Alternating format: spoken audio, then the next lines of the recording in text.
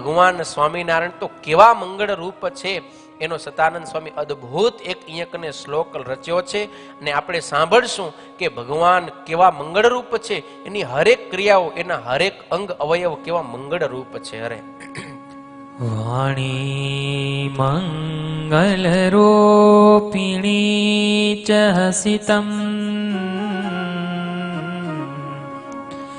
યસ્યાખિલં મંગલમ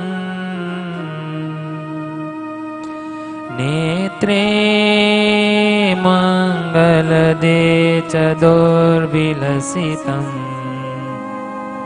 ૃણામ પરમ મંગલમ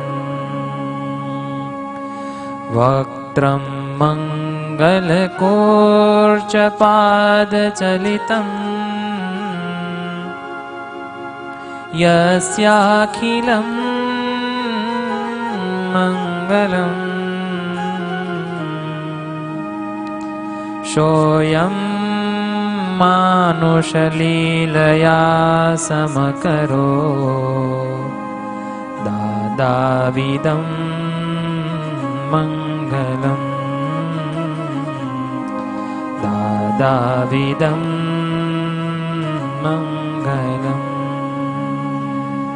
સતાનંદ સ્વામી પ્રતિવાદીઓનું શંકાનું નિવારણ કરવા માટે કહે છે કે આ ભગવાનની વાણી છે ને પરમ મંગળ રૂપ છે, ભગવાનનું હસવું મંગળ રૂપ છે. અરે ભગવાનના હાથનું લટકું હોય ને એ પણ પરમ મંગળ રૂપ છે. ભગવાનના નેત્ર, ભગવાનની ગજગતી ચાલ, અરે ભગવાન સ્વયં સાંગો પાંગ મૂર્તિ પરમ મંગળ રૂપ છે કે એના દર્શન માત્રથી, એના સ્મરણ માત્રથી એ સ્મરણ કરનારના, સંભાળનારાના તમામ અમંગળ દૂર થઈ જાય એવા મંગળ મૂર્તિ ભગવાન. એને તો કોઈ પણ પ્રકારનું વિઘ્ન હોઈ જ ન શકે. પણ આ તો માત્ર જન શિક્ષાર્થે ભગવાન સ્વામિનારાયણે અહીંયાને મંગલાચરણ કરેલું છે. તો ભગવાને કોઈ પૂર્વે આવી રીતે પૂર્વ અવતારોએ કર્યું હોય એવું ક્યાંય છે? તો કે હા, પૂર્વ અવતારોની અંદર પણ આ રીત જોવા મળે છે. સમુદ્ર કિનારે જ્યારે ભગવાન રામચંદ્રજીએ મહાદેવની સ્થાપના કરી ત્યારે ભગવાન રામ છે ને એ પૂજારી બની અને શંકર ભગવાનની સેવા કરી છે. તો આપણે એવું નહીં સમજીએ કે આ રામ છે એ ભક્ત બની ગયા ને શંકર છે એ ભગવાન છે. શંકર ભગવાન તો છે જ, પણ રામ છે એ પણ ભગવાન છે. પણ મનુષ્ય લીલા કરે છે ને એટલા માટે એ ભગવાન શંકરની, મહાદેવજીની સ્થાપના અને પૂજા કરે છે. દ્વારિકાની અંદર પણ ભગવાન શ્રી કૃષ્ણ પૂર્ણ ભગવાન હોવા છતાં હર હંમેશ ચતુર્ભુજ નારાયણની પૂજા કરતા અને નારદજી એના વારંવાર દર્શન કરવા માટે આવતા. તો એને જોઈને શું આપણે એમ માની લઉં કે શ્રી કૃષ્ણ હવે ભગવાન નથી, ભક્ત છે? તો કે ના, શ્રી કૃષ્ણ છે એ હર હંમેશા ભગવાન છે. પણ જ્યારે મનુષ્ય કૃતિ ધારણ કરીને આવે ત્યારે એક મનુષ્યોને ભગવાનની પૂજા કરવી જોઈએ એ શીખવવા માટે પોતે પણ દરરોજ સવારે પૂજા કરે છે.